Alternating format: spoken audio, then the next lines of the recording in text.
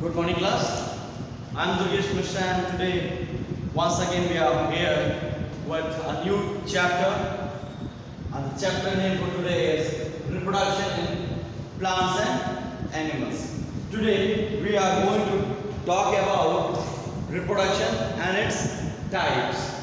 We will be discussing about two broader category of reproduction, and then in further lectures we will talk about each one of them in detail. So let's begin with our topic.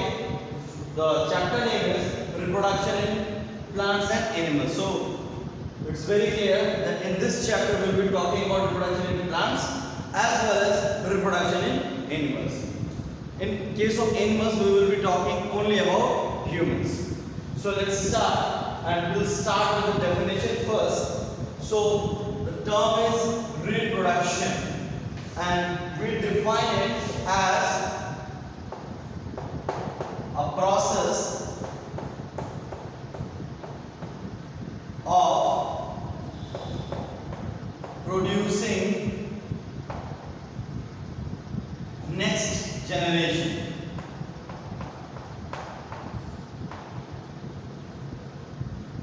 Next generation, or sometimes we call it offspring, or sometimes young one. So all these three terms can be used at different places.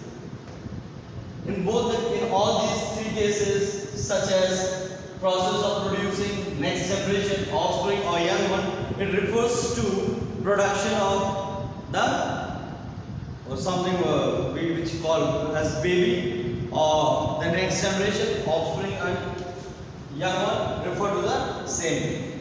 So before we get into the details of reproduction and its techniques, we'll first come to know about types of reproduction. So basically we have two types of reproduction. First is asexual reproduction, and the second is sexual reproduction.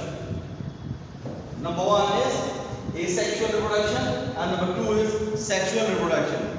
This means these are two types of reproduction techniques which are followed by different organisms on this planet. Some of the organisms on the planet come under asexual mode of reproduction, while others come under sexual mode of reproduction. If we talk about example, so the basic example here is lower organisms. Lower organisms,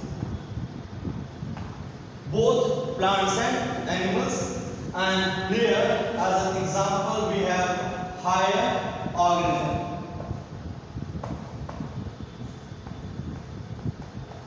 Both plants and animals. Here in this case, amoeba, hydra, etc.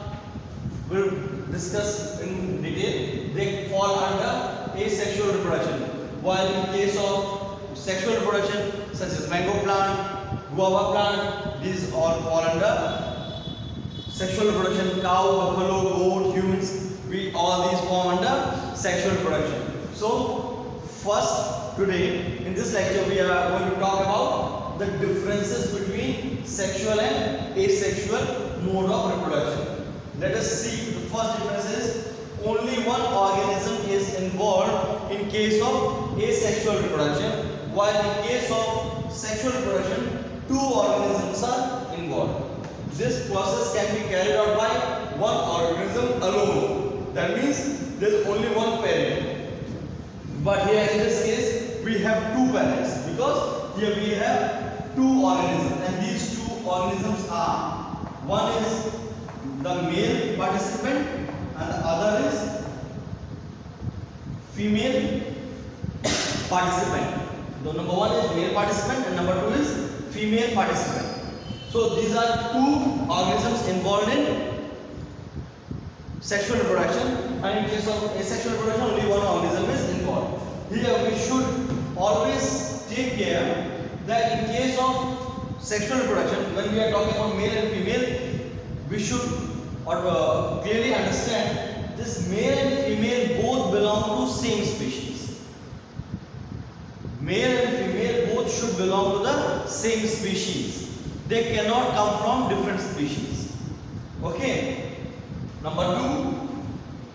Here no gamete formation takes place. And in this case, gamete formation takes place. Gametes are basically reproduction cells, sex cells. जैसे in case of males, this gamete is sperm, and in case of females, this is ova, or another name, egg. We will be using these terms both in case of plants and animals.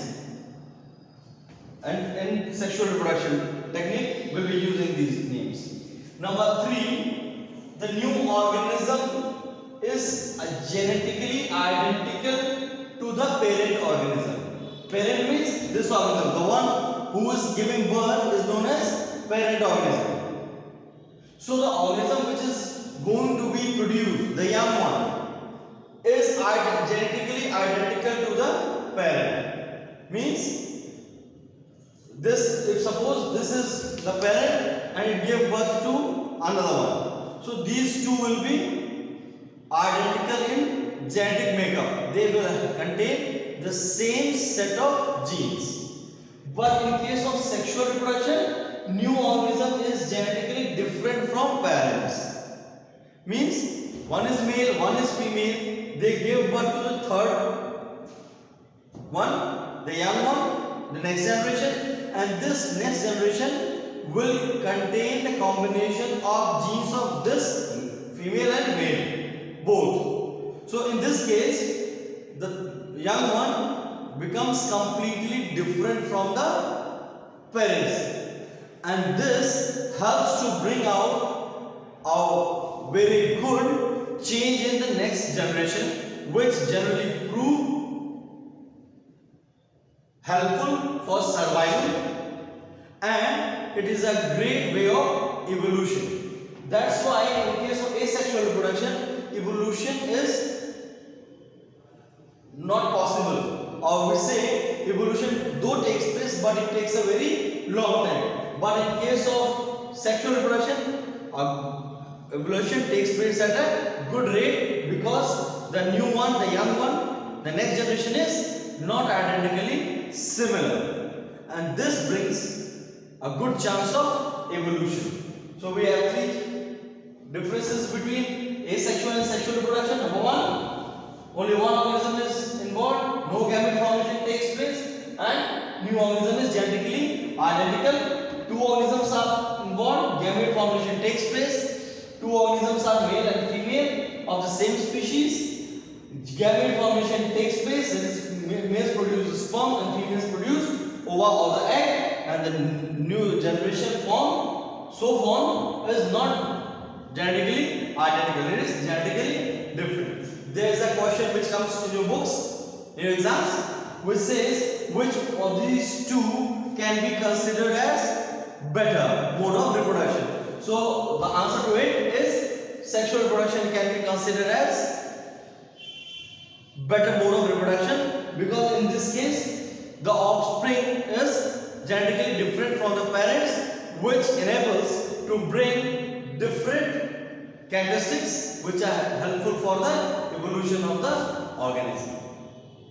So this is a short lecture. We come to the end of this topic today. In the next chapter, we will be talking about asexual reproduction in plants and animals. We'll talk about asexual reproduction in detail in our next class. Thank you.